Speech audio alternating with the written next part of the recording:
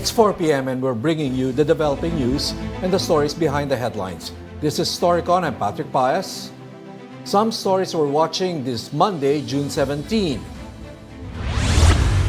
The Armed Forces of the Philippines says they will not dignify the, quote, deceptive and misleading claims of China. Beijing's Coast Guard said that a Filipino vessel intentionally sailed too close to one Chinese ship and bumped it. The collision supposedly happened near Ayungin Shoal earlier today. In Davao, Police Brigadier General Nicolas Torre III has formally assumed as the region's police director. He says the arrest of fugitive religious leader Apollo Quiboloy is not a top priority. Torre's predecessor, Brigadier General Aligre Martinez, was relieved on the supposed ground that of certain lapses in the raids on Quiboloy's properties. And the Maritime Industry Authority reports that its web-based systems were hit by a cyber attack yesterday. But Marina assures they are working to mitigate the data breach. The agency is targeting system restoration by tomorrow. And then there were two joining me today. Storycon's resident political pundit, Ronald Llamas. Ami is not joining, won't be around for us with us for the rest of the week. She is busy with other endeavors. I think that are long due vacation maybe for Ami, no? Mahirap din magsarado ng dyaryo araw-araw, Ronald, eh. Diba? Sabi nila as an editor-in-chief, kaya para kang nanganganak. Araw-araw, yung dyaryo. Saka 24/7 yan. No? Yes. Tuloy-tuloy yan. Tuloy-tuloy yan. And she's been doing it for how many years? Ano? Ganun. Okay, Ronald, first thing, itong latest incident sa Ayungin Shoal. I wonder why there's no a definite word from the Philippine side about that incident, that collision incident. I was also waiting for that. Ito, bahagi pa rin ito ng scaling up after the Shangri-La Forum. Right. Parang para sa China ay mahalaga yung Shangri-La Forum. No? Kaya hindi ako magugulat na magpapatuloy ito yung scaling up na ito. Last Sunday kasi sinimulan o at least nag-threaten na simulan yung pag-arrest ng mga trespassers sa ating sariling West Philippine Sea ng China. Ang tingin ko mas warning rather than an actual threat. Why Shangri-La Forum or the Shangri-La Dialogue? Is it because of the speech of the president? Yes. I would imagine that it was even before the speech. I was thinking more like yung Christmas convoy. Diba? Kasi doon pinakita ng Philippine side yung strategy nila of measured transparency, meaning to say exposing the bully tactics of China by, in a way, bullying a civilian convoy delivering supplies. No? I thought that was the turning point in China's aggressive moves. Yung mga convoy na yan, hindi alam ng China kung ano gagawin. Right. Mas sanay sila dun sa ating confrontation with our Navy and our Coast Guard. So medyo na off-balance sila dyan, medyo asymmetrical. Pero in terms of real anger, galit sila dun sa Shangri-La Forum dahil it was a forum na first time isang Philippine president ay nagsalita. So lahat nakikinig doon. Ikalawa ay meron siyang Rubicon speech na crossing the Rubicon. Kung may isa man lang na Pilipino na namatay na hindi military personnel, na hindi nakasakay sa isang military vessel, that's tantamount to war. No? Hindi naman niya sinabi na i-invoke yung Mutual Defense Treaty dahil mahirap kung civilian. Pero ibig sabihin dyan, parang kinokol niya ang China. Huwag niyo kami subukan. Yung ikatlo ay yung kanyang legal framework. This was the first time a president talked about the Paris and the Washington Treaty as a consummation nung Paris Treaty. No? Kaya yung legal na yan ay in a way parang game changer. Na yung baho di ba sinlock sa amin, yung nasa easy sa amin yan, significantly dagdag do sa ating UNCLOS victory. He's basically saying that Baho de Masinloc, let's just talk about Baho Masinloc specifically. No? The official Philippine position right now is that it's part of our EEZ. and our continental shelf. in our continental Yeah. shelf. But when he Mismo yung invoked the kanya- Paris Treaty and the Washington Treaty, he is in effect saying it's territory. Yes. Because based on the Washington Treaty, May sariling territorial dahil Yes. above sea level yung not only that Baumasinloc was part of the Philippine archipelago during the Spanish colonial period. and during the transfer to the Americas. Yes, and that colonial, those territorial rights were passed on to the United States. So he's basically saying it's not just EEZ. So he's making a claim for territorial. Yes. Territorial claim on Yes, kaya nga Baumasinloc. sinabi ko na game changer. Dahil even yung mga legal luminaries ng Pilipinas ay hindi pumunta sa ganyang level. Mismo halimbawa si former Solicitor General Estelito Mendoza, si present Presidential Legal Advisor Enrile, at kahit mga legal luminaries like Father Bernas, no, ay hindi pumasok diyan. Okay, I'm wondering lang, Ronald, whether that mention of Paris Treaty in the Shangri-La Dialogue speech of the President, was that by happenstance or by coincidence? Kasi, the significance of that did not escape you or former Justice Antonio Carpio, who explained to us in detail what the implications of the Paris Treaty has. Pero parang walang follow-up on the part of the administration. Walang clarification. It was mentioned in the speech, pero parang walang push. Tingin ko Walang extra binabalansin ng presidente yung sinabi niya. Kumbaga, this is our term of reference. No, nabanggit ko na. Hindi ko na yung mababawi. No? Sinabi ko na yung aming terms of reference dito sa ating engagement. Pero, I won't pour fuel in the fire. Muna. Muna. So, nasabi ko na, okay na yan. Pero hindi ko na yan i-scale up muna. No? Ang next-scale up ay yung China. Lalo na, during the Shangri-La Forum, binanatan nila si BBM, nung isang People's Liberation Army General. One-star general. Bumanat doon, no? Okay. I'd just like to read that portion in the President's keynote speech about the Paris Treaty for proper context. So the President said, the Treaty of Paris between the United States and Spain crystallized our islands into a cohesive home. So ito yung basis. Yung archipelago natin. The Treaty of Washington, and he followed up with the Treaty of Washington, which not a lot of people know about, no? Na the Treaty of Washington was an addendum or some sorts to the Treaty of Paris. Yes, dahil hindi lahat sinama ng Spain dun sa Paris Treaty. Yes. May mga naiwan. May mga naiwan. Now, the Treaty of Washington includes everything that Spain owned in this part of the Spratlys, Bago de Masinloc. South Pacific. No? Yeah. Okay. So, the Treaty of Washington clarified. So, very important yung pagkakagamit ng salita. Clarified kasi may mga parts nga ng territory na hindi nasama sa first treaty. Clarified the extent of our sovereignty and patrimony in the lines set by international powers. Yes. International binding yan. Sabihin kasi ng iba, teka, di ba mga colonizers yung gumawa niyan? Yes. Pero yung colonizers namin, yun yung gumawa ng limits ng bansa. Spain and then the Americans. Exactly, they are colonizers. But yung kanilang isinet up na basis is binding. Okay. Dahil kahit naman yung mga bansa like Indonesia, Dutch colony yan no? Like Malaysia, British naman yan, etc. Yun yung nag-define.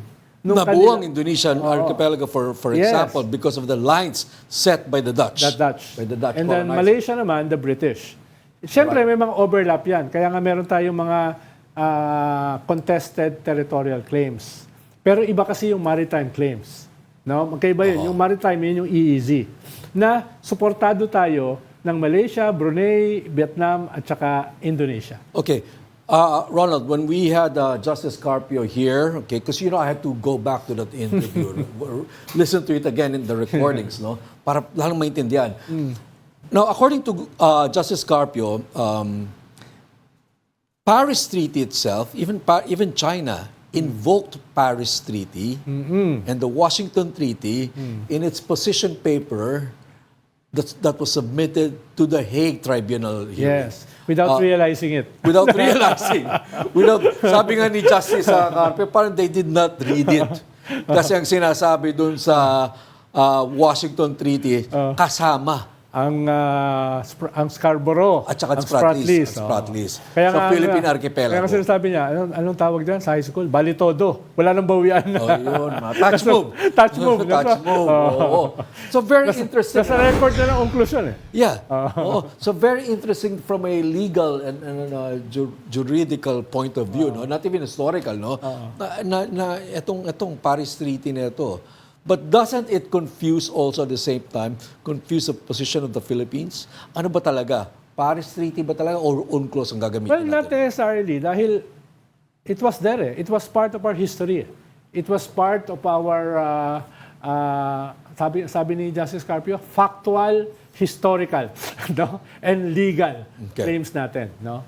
Kaya ang mahalaga lang, kailangan ipaliwanag dahil yung iba kasi medyo itong mga legal luminaries na confused. Kaya nga, hindi ko alam ngayon kung ano sasabihin ni Chief Presidential Legal Advisor Enrile dahil kinontra ng presidente yung kanyang posisyon na hindi, wala yung Washington Treaty.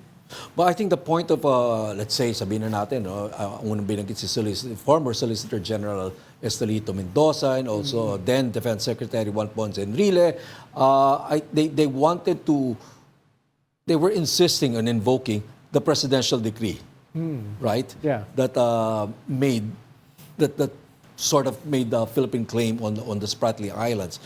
I think it was because of parang they wanted the claim on the Spratlys to be a legacy of the Marcos government. Yeah. Parang gano'n. Na Tsaka, it was Marcos who did it. Yeah. At saka nung panahon kasi na yun, hindi pa highlighted, hindi pa scaled up yung 9-dash line ng China. Kumbaga hindi pa yung pinag-uusapan masyado. Bagamat nandun yun, hindi pinupush pa ng China. Pinush na ng China yan nung panahon ni Aquino, di ba? Tapos pinush din nila nung panahon ni Digong. So ngayon talaga naging kwanyan.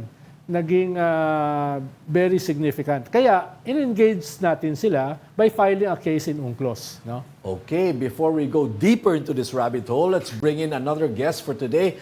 Another resource we have with us joining again, Presidential Anti-Organized Crime Commission Chief Undersecretary Gilbert Cruz. Yusek Cruz, welcome back to the Storycon. Yes, good afternoon, Patrick and Sir Ronald. Good afternoon. Kamusta, Yusek? Kamusta na yung proposal ko na super body? Pinag-uusapan na ba? Opo, actually, pangatlo na po kayo sa nagsasuggest yan, sir. Sa tingin ko, yan kasi sir yung talagang magandang gawin natin since nakikita na po natin yung laki po ng problema. I think it's about time to think of creating a super body para just to address this problem. So. Alam mo ba yun? Super body na sinadjust ko na parang ICAC sa Hong Kong. Above siya dun sa mga ibang departamento para meron siyang bite, meron siyang power. In dealing with the Pogos. Yeah, in dealing with the Pogos. Dahil maraming enablers eh. Bureau of Immigration, mismo sa kapulisan. Local police, yeah, right. mismo sa local government, no? Etc. So, kailangan mo ng super body na may superpowers. Parang Marvel superheroes. Yusek, on a slightly different note, etong discovery ng mga papers pertaining to a former executive assistant of Secretary Harry Roque.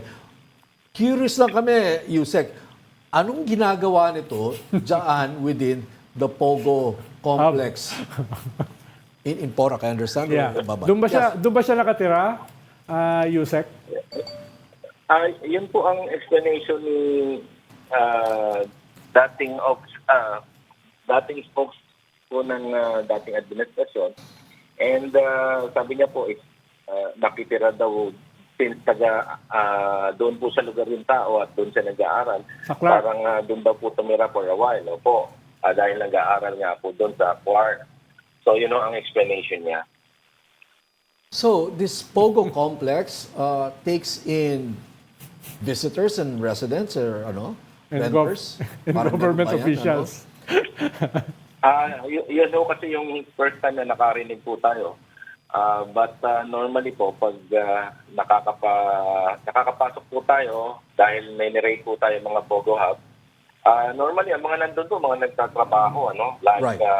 kung Pilipino ka ho, it's either you work as sa maintenance or Right. sa household help or doon ka po sa kitchen. And kung ikaw naman ay foreign national, normally doon ka po sa Pogo Hub, sa illegal Pogo Hub, kung scamming operations nila, yung actual operation ng online illegal gambling, and other administrative matters. But yun lang, doon ko lang narinig na yung sinasabi pong tao, pinatira raw po doon dahil yun po nag-aaral daw po doon sa area, sa malapit sa area. Saka Yusek, hindi to simpleng government official. This is an executive assistant level 3 ng isang spokesperson ng presidente. No? So hindi siya ganun kasimple. Yes, tama po. So do we know, Yes, opo. Yusek, of any other individual who was accorded or had a similar situation as the executive assistant of Secretary Harry Roque na pinayagan siyang rumenta dyan o makidor dyan sa Pogo Hub?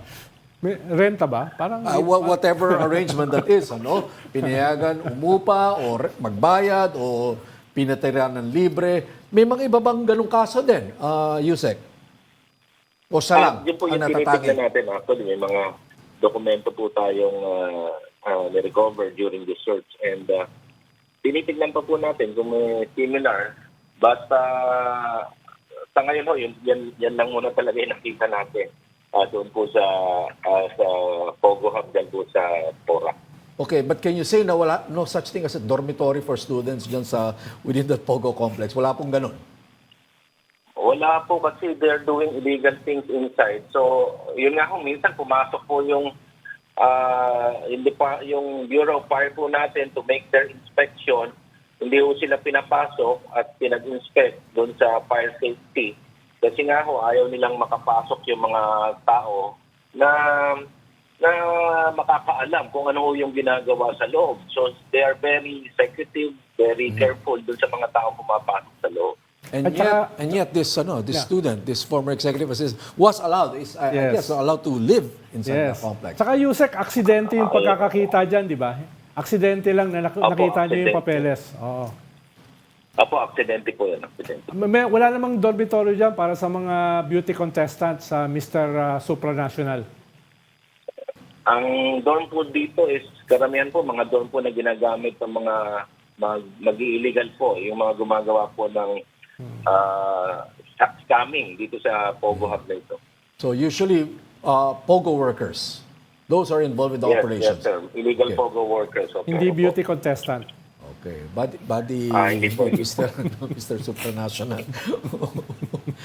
Okay, you said medyo every few days, there's something new or fascinating coming out of this Pogo complex, in Porac. Tapos na ba yung pag-i-inspect nyo or matagal-tagal pa? Marami pang hindi nakikita. As far as the search po, sir, tapos na po yung search natin. Kasi 10 days lang po, talagang hinabol po natin yung 10 days. So, we don't need to extend the search at magre-request pa po kami kay Judge for additional days. Naayos naman po na gamit po namin yung 10 days and tapos na po. And ang ginagawa na lang po namin is the preparation for the filing of case. Dito po sa mga management, sa mga involved po doon sa mga human trafficking and other cases po na hinahanda po namin laban sa kanila. Yusek, any new discovery and what cases are you looking at? Nakita na po namin yung human trafficking case na ipapile namin. And there were names na naglabasan po, but I think mag-i-open na lang po namin siguro ito pa after na na-file na po namin yung case. Yusek, nung ni-raid kasi ang mga Pogo Hubs na yan, parang wala yung mga nagpapatakbo. Wala yung mga leaders, wala yung mga managers. May possibility ba na may nagtimbre sa kanila? Mula sa gobyerno? Alam mo, Sir Ronald, nung first application po namin yung search warrant was June 4. And then, nung nandun pa lang po sa korte yung mga tao natin yung nag-a-apply ng search warrant, nabalitaan namin na nagtatakbuhan na po. Kasi we're expecting about 2,000 o 1,000 plus na mga illegal pogo workers sa loob. So, napatakbo po kami at butin lang may inabot pa kami. And then, na-delay po kami ng 2 days kasi na-deny po yung first search warrant namin. Nagkaroon po ng denial, although na-approve na po nung una. And then, we need to apply for a second search warrant sa ibang court po na na-approve naman po. So, yun po ang ginagamit namin ngayon, yung warrant po na in-issue ni Judge Robert Alexander Malik, the Executive Judge of San Fernando, Pampanga. So, buti na lang po, may mga inabot pa po kami na kulang na 200 na illegal pogo workers. And may mga managers po kami nakuha, may mga torturers po kami nakuha, those who are in charge of inflicting harm dun sa mga pogo workers. And may mga victims naman po kaming na-rescue. So, I think may tight case din po kami dito sa management po ng pogo na ito sa Porac. Pero Yusek, ang sabi nyo, mga inaasahan nyo, more than 2,000. Ang inabutan nyo, 200. Opo. So that's less than 10%. Opo. So yung 90% Yes, sir. nakawala. Opo. Yun po ang... Yusek, when you say names in connection with this pogo in Porac, what are these names? Are these names of Filipinos that you're looking at? Names of prominent people that you're looking at? And what sort of involvement or culpability do they have na they're now subject of investigation? May mga names po tayo na I can say na familiar na po sa pandinig natin. And yung mga names po ng mga Chinese nationals po na those who are in charge with the pagpatakbo po ng illegal pogo hub na to. And yung mga link po na ginagawa natin, masasabi po natin na yung magkakabit po yung mga illegal pogo hub dyan po sa area ng Luzon ngayon. Yusek, nakausap namin si PAGCOR Chair Altenco last week. Ang sabi niya, 40 plus lang yung legal dun sa mga pogo at almost 300 yung illegal. Ito bang mga 300 na ito, may mapping na kayo at may plano ba kayong silipin itong mga almost 300 na allegedly illegal pogo katulad dyan sa Porac at saka sa Bamban?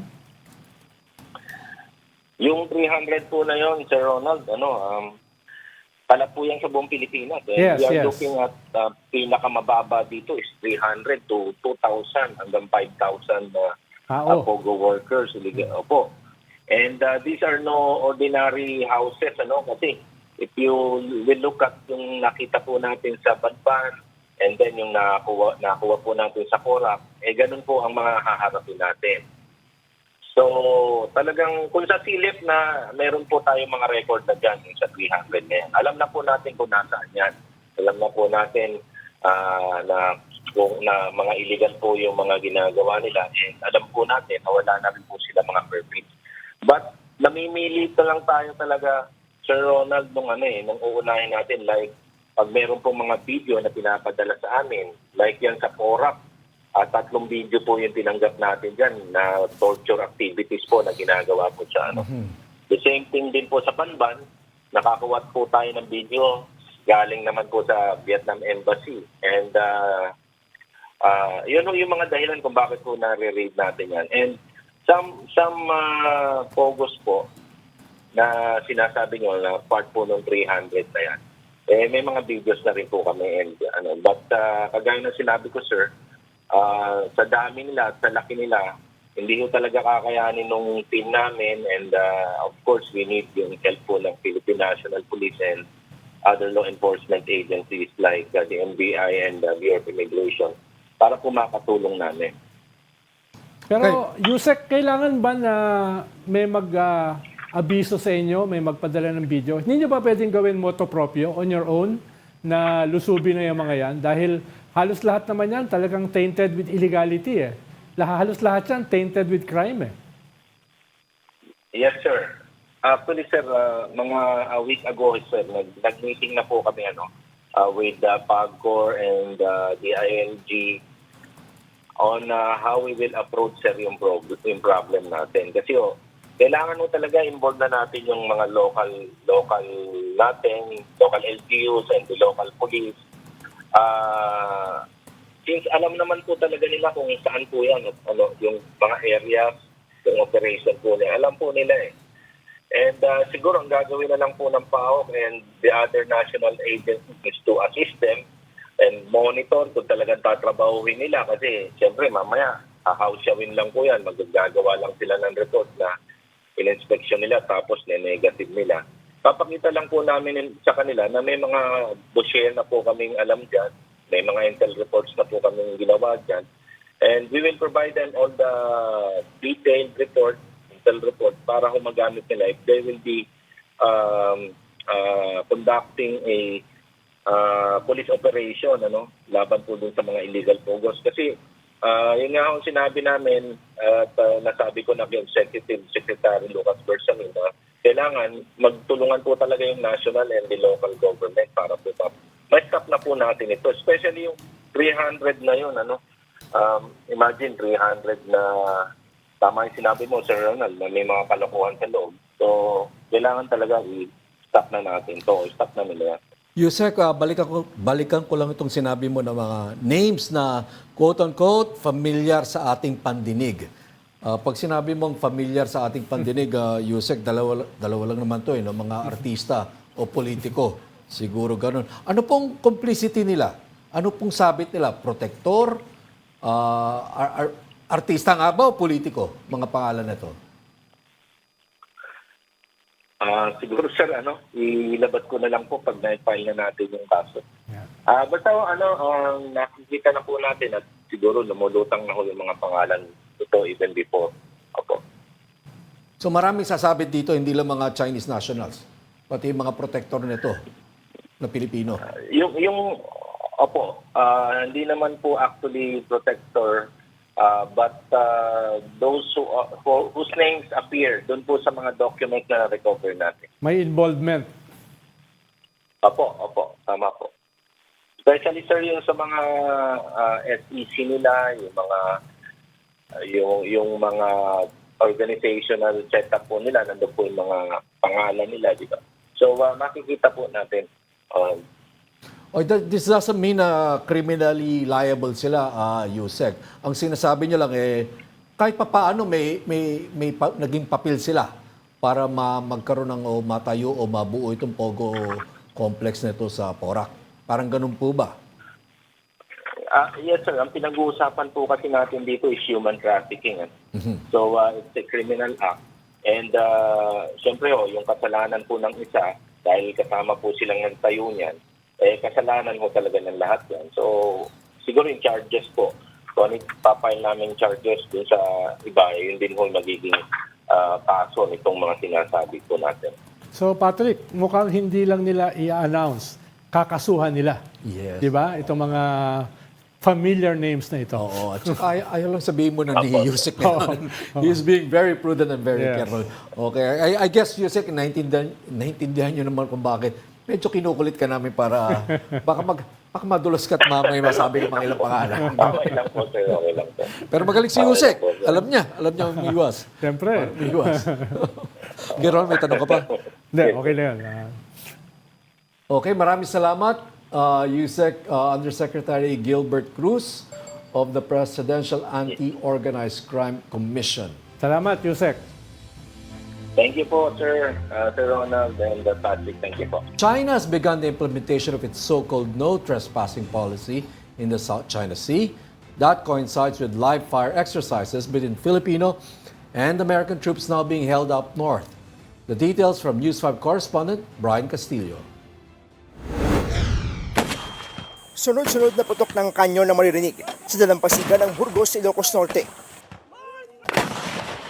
Para yan sa kunwaring kalaban sa laot na paparating na sa baybayin. Bahagi ito ng Marine Aviation Support Activity o MASA 2024 sa pagitan ng Philippine at United States Marine Corps. Sinanay silang gumamit ng 105 at 155 mm howitzers sa counter-landing exercise kung saan dapat mapigilan ang mga kalabang nagtatangkang lumusob. Counter-landing means we need to prevent them from landing in our beaches. So we use our artillery to prevent these landings. The target took the form of an amphibious ship trying to go inward to our beaches. Nagsilbing target sa live fire exercise ang ilang bangkang palutang-lutang sa dagat. Kita naman ang bilis ng kilos ng mga sundalo mula sa pag-asinta, pagkakarga ng mga bala, pagpapasabog ng kanyon at hanggang sa pag-reload. Ayon sa Philippine Marines, malinaw ang mensahe ng kanilang mga pagsasanay na hindi sila kailanman papayag na makubkob ng kahit na sinong mananakop ang alinmang bahagi ng ating teritoryo. Bagamat may US Marines, ang naging papel lang muna nila ay manood o observers. Ito ay para makita kung may natutuhan ang mga sundalong Pilipino mula sa mga nagdaang training. As your Marines, territorial defense is supposedly our number one task. It so happened that for the past how many decades, your Marines have been in the South doing the counterinsurgency, doing the counterterrorism. Dahil sa pagsasanay, nagpatupad ng no-sail zone sa dagat na sakop ng mga bayan ng Burgos at Pasukin sa Ilocos Norte. Bilang tulong sa mga apektado mangingisda na isang araw hindi makakapalaot, nagpaabot ng food packs ang LGU. Paglilinaw naman ng Marines sa ginagawang pagsasanay, paghahanda lang ito sa anumang sitwasyon, lalo't malapit ang teritoryo sa Taiwan. We are not even thinking of China whenever we do exercises or trainings. We are preparing for any eventualities that may arise. You can say it. It's the distance, di ba? Malapit lang yung Taiwan, and we need to prepare for it. Not necessarily to join the fight. Siyempre nitong Sabado, itinuloy na ng China ang pagpapatupad ng no trespassing rule sa West Philippine Sea.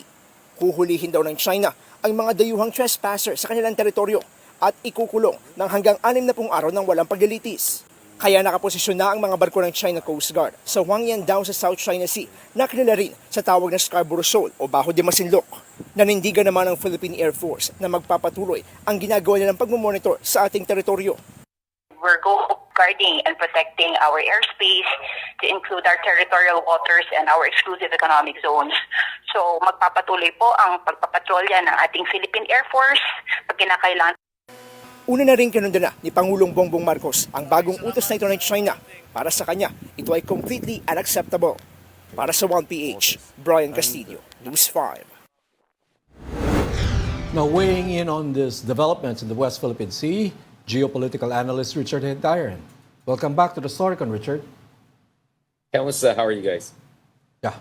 Okay, so Ronald, Richard, joint exercises, they're firing real artillery outside of Balikatan. I mean, is this unusual or? Ang medyo unusual yung pag-amin nung nagsasalita kanina na military officer na this is more in relation sa Taiwan. Anong ibig sabihin nun, Richard? Yung nagsalita kanina na itong live exercises na ito ay mas in preparation for Taiwan. Hindi niya in-specify anong ibig sabihin nun. Well, I think since last year pa lang nakikita natin na different officials sa AFP, no, including some of them that we interviewed on our show dyan sa One News View from Manila, admitted na the Taiwan question is increasingly relevant sa Pilipinas. And of course, dun sa Balikatan exercises, nakita natin na may mga there were drills na obviously what they had in mind is potentially China occupying some of our Batanes Islands in an event of war over Taiwan, no? So I think ang nangyayari lang dito is mas nahihirapan ang ating sandatang lakas para ma-deny na ang Pilipinas ngayon ay increasingly involved na dito sa tinatawag na integrated deterrent strategy kung saan ang Amerika at saka kanyang mga aliado kasama dyan ng mga Hapon, mga Pilipino, potentially also Australians and South Koreans down the road if ever talaga itong China ay susugod dyan sa Taiwan. So I think this is where the relevance of that comes in. There was also another confirmation by the Japanese embassy na nagkaroon din tayo ng an alternative quadrilateral drills ng Canada, Philippines, Japan, and the United States. So padami at padami itong mga joint drills and exercises natin. At ito ay may kinalaman hindi lang sa Taiwan, obviously, pero bati dito sa issue sa West Philippine Sea kung saan mainit-init din ang panahon. Pero Richard, for a long while ay hindi inaamin ng ating gobyerno na yung kanilang mga military exercises, joint military exercises, at katulad nitong military drills sa Ilocos, ay may kinalaman sa Taiwan. Parang ngayon ko lang narinig na inamin nila that this has a relationship do sa Taiwan issue. Dahil for a long while, ang focus ng kanilang paliwanag, West Philippine Sea at saka yung freedom of navigation. Baka nadulas. Kasi sabi ng ano, di ba, China is not in our mind. We're not thinking of China. Yeah. But nadulas dun sa part ng Taiwan.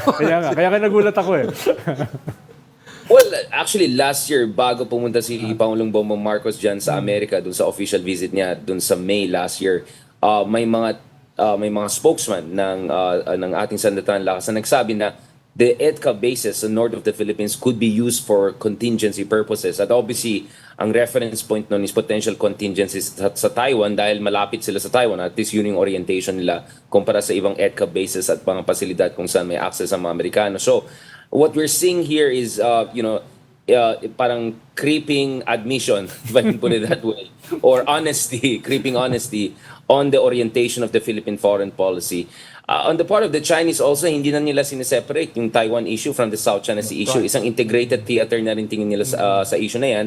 At kaya kung titingnan mo yung ibang mga barko ng China, including mga Coast Guard vessels nila, yung mga iba na active lang dyan sa Taiwan Straits, ngayon ay pumupunta na rin sa West Philippine Sea. So now we have a situation of complete entwinement of the South China Sea disputes, and Taiwan at Pilipinas ay nasa gitna ng ganitong usapin, strategic discussions na yan. Richard, I wonder if should we be okay with that? At saka No, Richard, we have to have really Yeah. debate with that issue kasi Patrick, this is not only an issue of strategy, it's also an issue of tactics in a sense Right, that okay. to what degree yung drills, types of weapon systems the Americans should put it. So I just came from New Zealand, no 1 week talks in there. Doon naman ang concern nila is AUKUS. Kung dapat sasamang New Zealand sa Australia, US, UK. At yung sinasabi ng ibang tao from across the political spectrum dyan, whether conservative or progressive, sabi na, kailangan pag-usapan natin na mabuti to. Hindi pwede na umasa lang tayo sa gobyerno to make the final positive judgment. Kasi ang laki na implications sa kanila if sumali sila sa AUKUS. Kasi masisira din ang relasyon nila sa China. And that also could make them more or less, baka potentially they could be also lucky of bigger powers of US and Australia. So if mga New Zealand na medyo progressive at developed country, medyo may ganong concern, I think we in the Philippines should also have some serious discussion about how much we want to get involved in the Taiwan question without undermining our strategic autonomy and national independence. but isn't it also an issue of a constitutional issue? Dahil malinaw sa ating constitution, we denounce war as an instrument of foreign policy. At yung Taiwan issue is bordering on that issue. It's an issue of war. Whether aatakihin yung Taiwan o Pilipinas. Iba kasi yung aatakihin ng Pilipinas eh. Iba yung aatakihin yung Taiwan, no?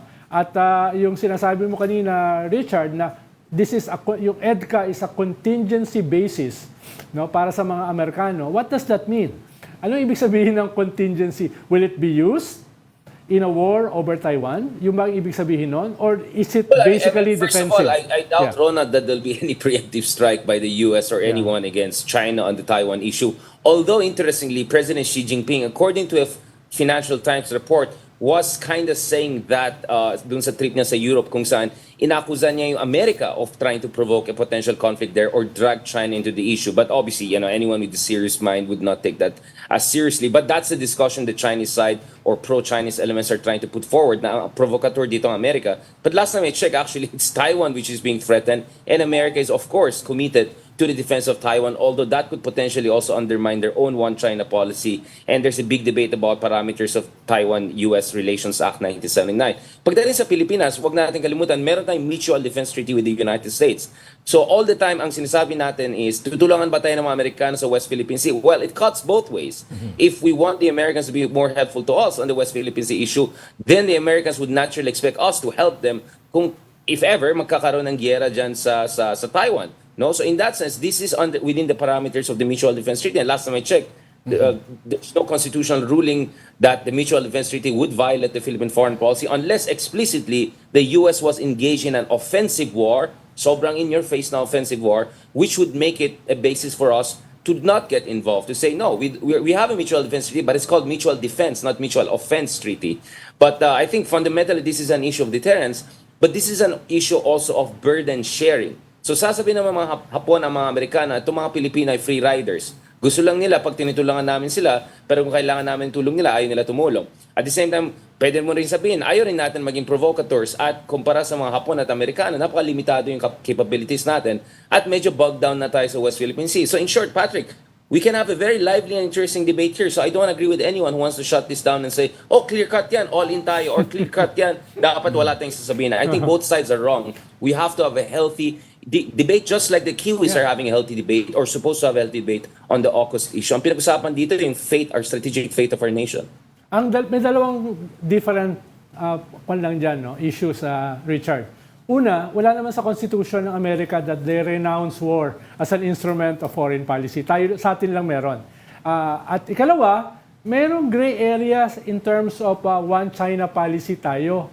Well, US din. Pero ang US kasi for more than four decades, strategic ambiguity yung policy nila sa Taiwan.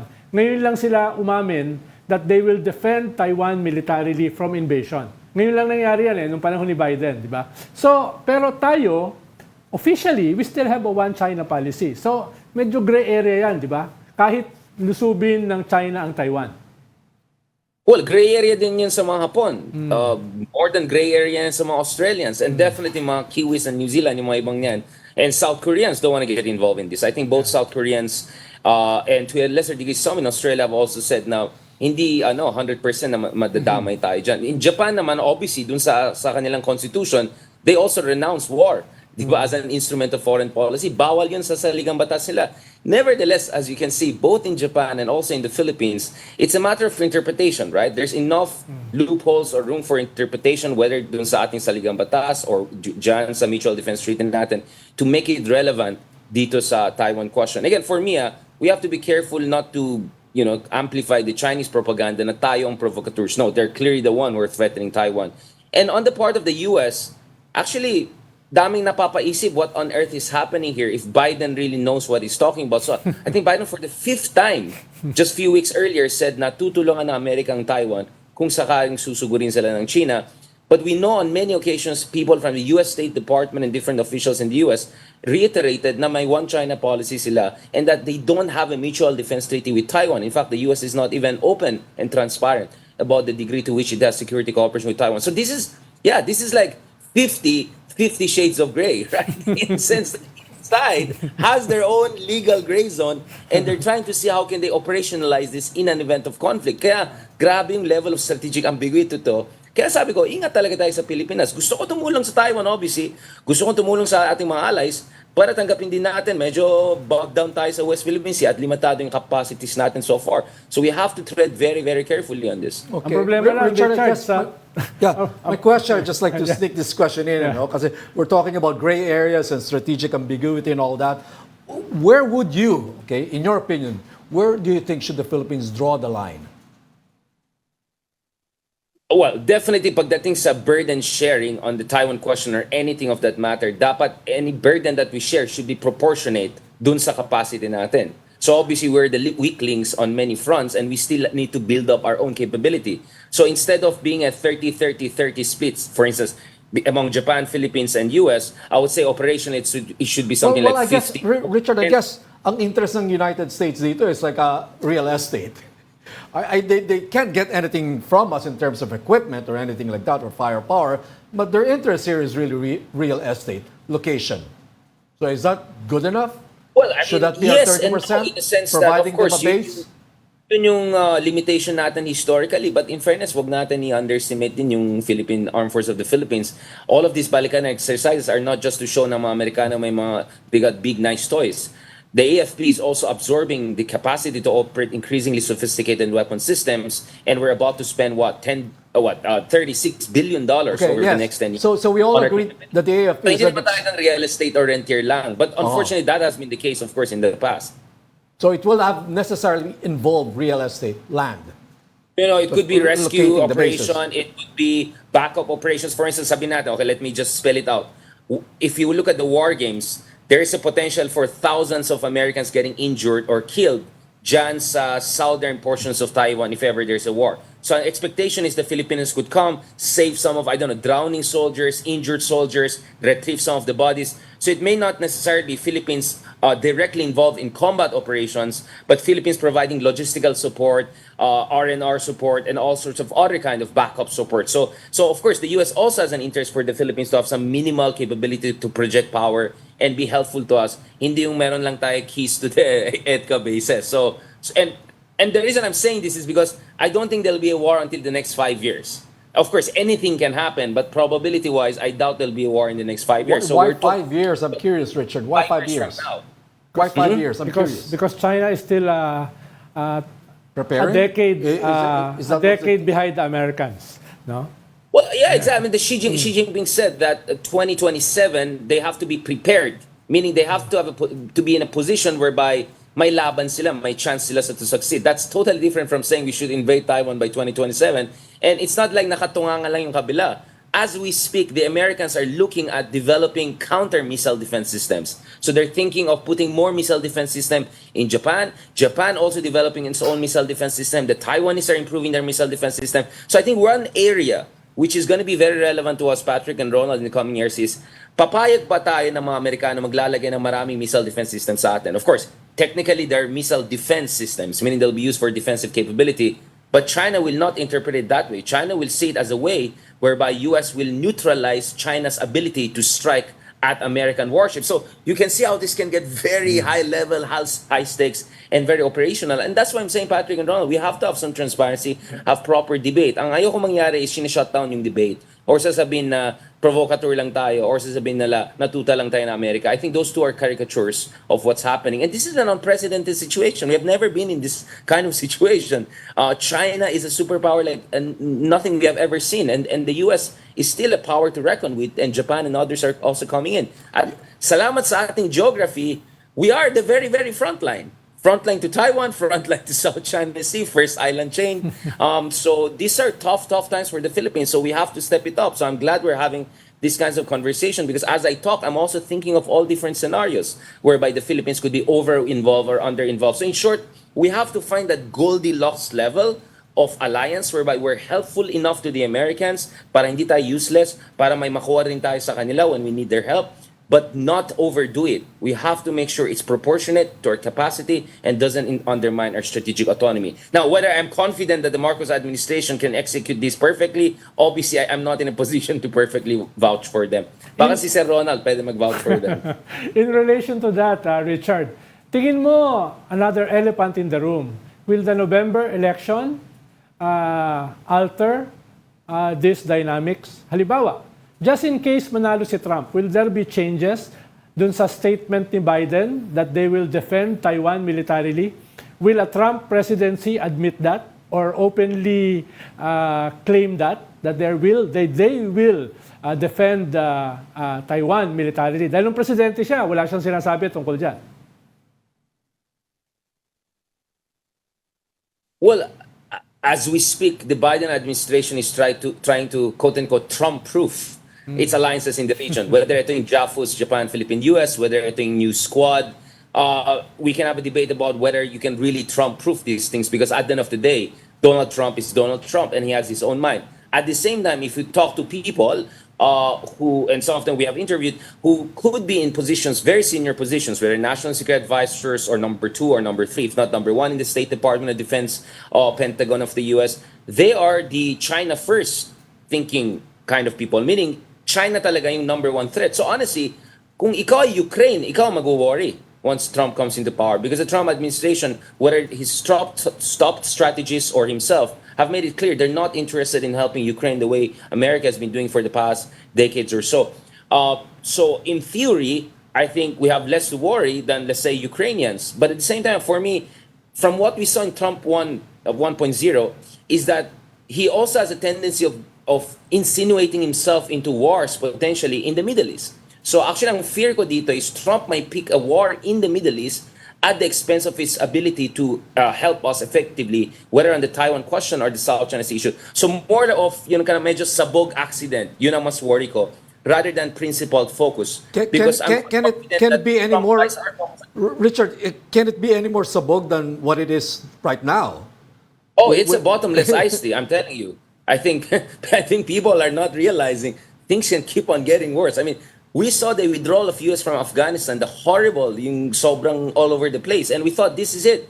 Biden cannot do anything worse than that. And then now we look at the latest round of conflict. So let me tell you what, we should have no illusions about either US or China acting as extremely reckless or irresponsible in the coming decades. Welcome to the 21st century. Kaya dapat tayo, mga mas maliliit na bansa, whether ito ay So Philippines, you just explained, we have to work together. You just explained in detail or in a brief,